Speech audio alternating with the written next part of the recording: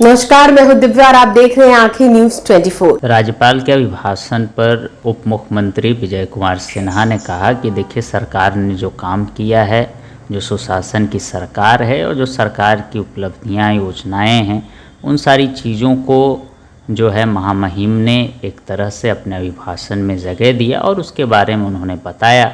माननीय राज्यपाल महोदय के भाषण में दिखाई पड़ा, बिहार के माननीय मुख्यमंत्री जी ने चुनाव के पहले प्रगति यात्रा में जो वादा किया, आज चुनाव के बाद जनता ने जो विश्वास व्यक्त किया और भारी बहुमत से बड़े जनादेश से एनडीए को सुशोभित किया और आज उन तमाम विकसित बिहार बनाने का डबल इंजन की सरकार बिहार के मुख्यमंत्री और प्रधानमंत्री जी के द्वारा शुरू किए गए कार्यों का झलक था।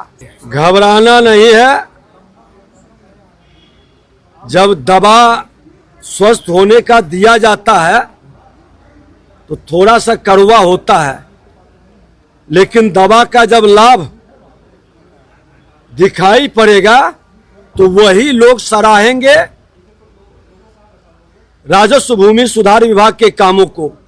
चिंता नहीं करनी है, चिंता मत करिए। मैं तो कह दिया कि उन लोग चाहेंगे तो मैं जरूर बात करूंगा और उनको बता दूंगा कि ये कार्यक्रम से जनता के बीच विश्वास विभाग का ही नहीं, विभाग के पदाधिकारियों का भी सम्मान बढ़ेगा और इसमें सबकी सहयोग की जरूरत आज बिहार के लोगों के हित में है। वहीं मंत्री लेसी सिंह ने भी कहा कि जो सरकार के भविष्य में जो रोड मैप है, जो काम किए गए हैं, उन सारी चीज़ों को महामहिम ने अपने अभिभाषण में रखा। आज बजट सत्र के प्रथम दिन जो सरकार का काम का आईना होता है, वो राज्यपाल महोदय ने अपने अभिभाषण में दिया और जो सरकार की जो उपलब्धि है, जो सरकार ने काम किया है पहले और भी आगे क्या करना है, उनका विस्तार से राज्यपाल महोदय के द्वारा अभिभाषण में इंगित किया गया। तो हमारी सरकार हर क्षेत्र में हर लोगों के लिए, हर तबके के लिए विकास कर रही है, चाहे महिलाएं हो या युवा हो, सभी के लिए काम कर रही है।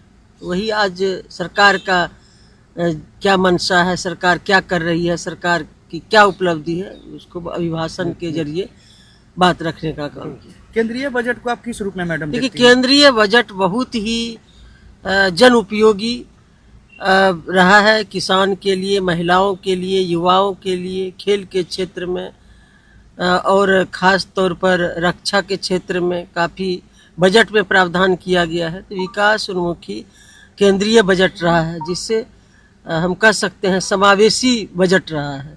इससे न केवल बिहार को भी इसमें काफ़ी इस बजट में फायदा मिलेगा, तो भारत और भी आगे बढ़ेगा। नीट छात्रा प्रकरण में आप क्या कहेंगे मैडम? विपक्ष लगातार देखिए, सब सामने आ गया, सीबीआई को चला गया, अब इसमें कुछ रहा नहीं।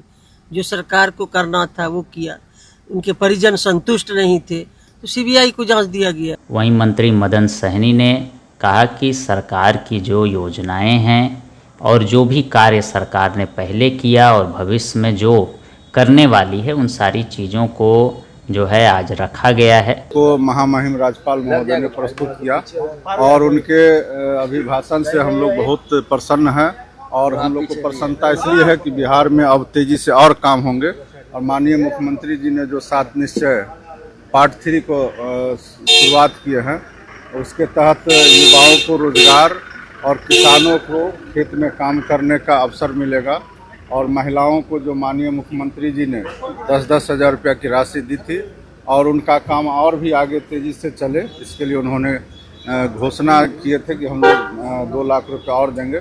तो 2 लाख रुपये और देने की भी बात आज माननीय हमारे राज्यपाल महोदय ने कहे हैं। तो हम लोग को भरोसा है इस बार जो मुख्यमंत्री जी का कहना है कि देश के 2-3 विकसित राज्य के श्रेणी में बिहार आएगा तो हम लोग को पूरा भरोसा है कि इस बार बिहार के अंदर में तेजी से काम होगा और बिहार तेजी से विकास करेगा।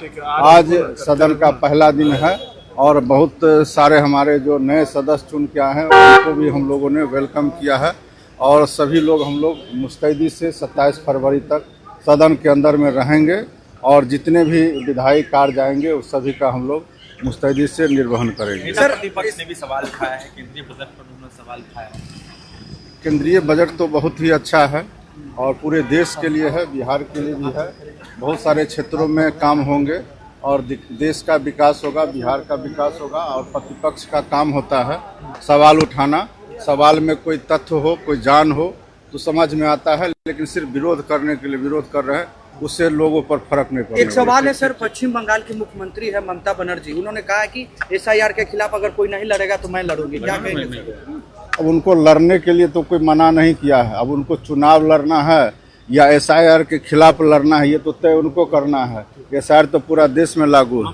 इसके साथ ही मंत्री विजय चौधरी ने भी कहा कि महामहिम के अभिभाषण में सरकार के जो काम हैं और सरकार का जो उपलब्धियां हैं और जो भी काम सरकार ने पहले किया है, इसके साथ भविष्य में और करने वाली है और कैसे विकसित सारी चीज़ें की जा रही हैं, उस पर ही महामहिम ने अपने अभिभाषण में उसको जगह दी है। और उन्होंने इस दौरान क्या कुछ कहा, सुनिए इस वीडियो में। महामहिम का अभिभाषण हुआ है, यह उनका संवैधानिक दायित्व है, क्योंकि हमारा संविधान कहता है कि कार्यपालिका के वो प्रधान होते हैं और कार्यपालिका विधायिका के प्रति जिम्मेदार होती है। इसलिए कार्यपालिका के प्रधान होने के नाते महामहिम ने सरकार के सारे कार्यों से जो अभी तक की उपलब्धियां हैं और भविष्य की जो योजनाएं हैं उसकी एक रूपरेखा आज सदन के दोनों सदनों के सदस्यों के सामने रखी है। और इस पर अभी 2 दिन तक, कल और अगले दिन वर्किंग डे को विमर्श होगा। फिर सरकार की तरफ से माननीय मुख्यमंत्री जी उसका उत्तर देंगे और महामहिम के अभिभाषण के बाद NDA विधायक दल की बैठक हुई, जिसमें सब NDA के 5 घटक दलों के लगभग सभी विधायक उपस्थित थे और 5 दलों के जो नेता हैं, चाहे सदन नेता हैं, राष्ट्रीय अध्यक्ष भी थे, दोनों मुख्यमंत्री, सब लोगों ने अपने विचार रखे हैं और सारे सदस्य से यही अनुरोध किया गया है कि वो सदन में पूरे समय तक रहें।